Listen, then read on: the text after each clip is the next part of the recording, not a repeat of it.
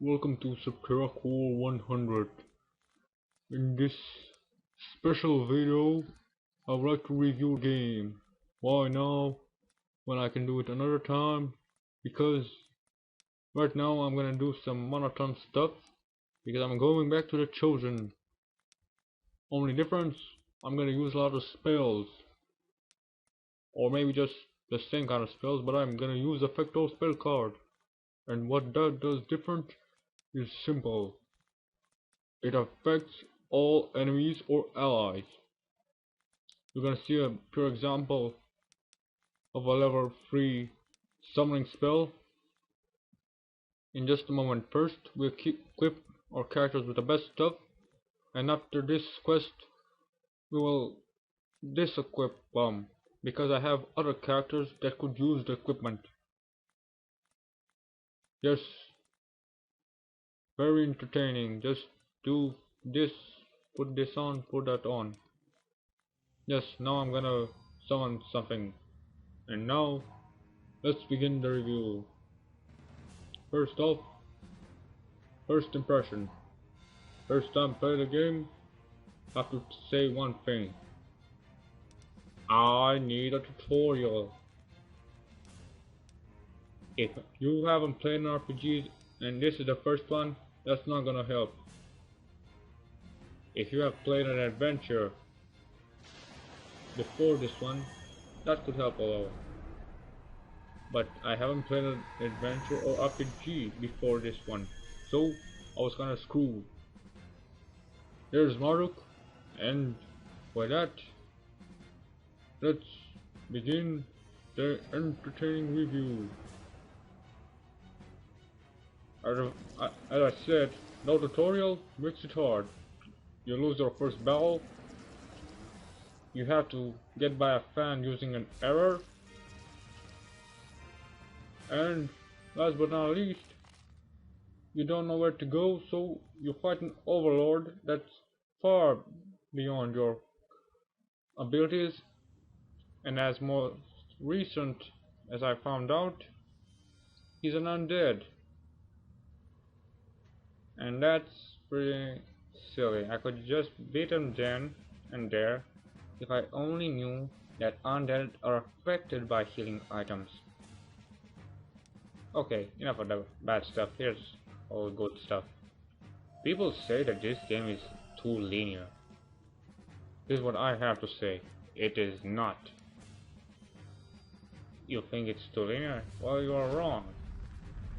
It's not that easy to find your way. And if you're not paying attention sometimes, you will have to go from shell 1 to shell 7, fight every possible battle, only to find out that that's not enough. You have to use an item or talk to a certain person in order to progress. And if you don't know that, you're gonna wind up going from here to there again and again and again, just because you didn't know where to go. And one more thing about it being linear. After chapter 7, chapter 8 or 9 I could have done in any order. But I choose to do 8 first because the enemies in the chosen path are easier. But if I had done 9 first, I would have affect all fate card even sooner. Then again, I would have done that and go back to a chosen path again.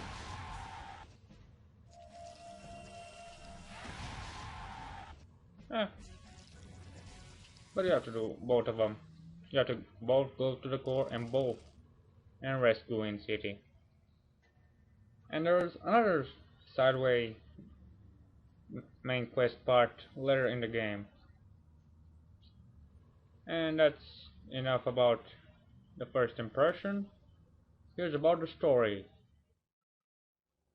In a galaxy far, far away, filled with the imagination of some designers, the creator fashioned a world known as Septerra after a clockwork mechanism. It looks unfinished, but it isn't. is made of 7 distinct layers of rock connected together by a giant bioorganic spine. The core, I think, is a Hellgak because this game has a lot of Hellgak. The creator also made twin keys because every 100 years the shells let some light penetrate the core, and then you know what happens? You can use the keys to get the kingdom of heaven, which as we saw was a riddle. But one evil mastermind named Doskius. No, it was Satan. No, it was Gemma. Took those keys. He also took an angel, but that's not important. And went to his hidden fortress. The creator in desperation sent Marduk, his only begotten son, to Septerra. Or did he send Jesus? No, was Septerra was Marduk. What happened after that? Marduk made an army of the 7 wind army, made by 7 armies, one from each world shell. And you know what's wrong with that? He couldn't find Gamma. So, in what world shell was he hidden on? Who was to blame for it?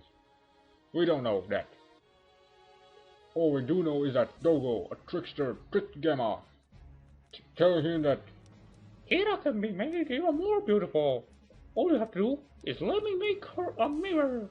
She'll be gorgeous. And she'll be more beautiful. And Gamma was so stupid that he let Dogo make her a mirror. And what did she do with the mirror? Simple. She made the stars and told Marduk where Gamma was. So Marduk came, and after 100 days of battle, he killed Gamma and threw his body in the pits of Genak. What happened after that? Well, not much. Marduk married Kira, they built the city of Babylon, and lived happily ever after. What did they die? I thought it was gods. That makes no sense. Anyway, their descendants, the Chosen, discovered that there was a bioorganic spawn that could help them with some bioengineering, so they had to go to the first shell, abandoning Babylon. Why? Because they wanted to use some bioengineering. They just wasn't fitted to how life was. Pretty stucky.